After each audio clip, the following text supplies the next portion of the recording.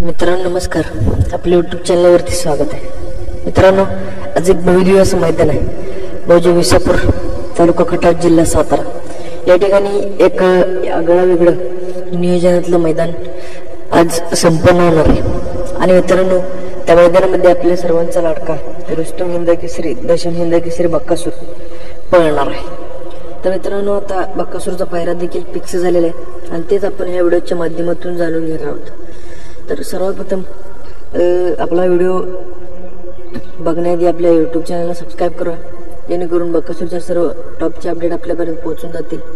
तर मित्रांनो, आज बरेच टॉपची नंदी आपल्याला पळताना दिसणार आहेत। त्याचप्रकारे बक्कासूर देखील आज मैदानात येणार आहे आणि त्याचा पायरा या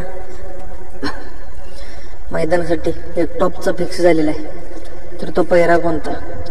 तर मित्रांनो, आपण चालू सीझनला पाहतोय की पलटणकरांचा सर्जा हा मैदानात दिसत नाही, परंतु आज विसापूरच्या मैदानात पळणार आहे आणि पलटणकरांचा सर्जा हा आज बक्कासूर सोबत आपल्याला पळताना दिसण्याची शक्यता आहे। कारण मित्रांनो, बक्कासूर आणि सर्जा बरेच दिवस एकत्र आलेले आहेत आणि त्यांची पळण्याची शक्यता दाट आहे, कारण विसापूर भागात मैदान आहे।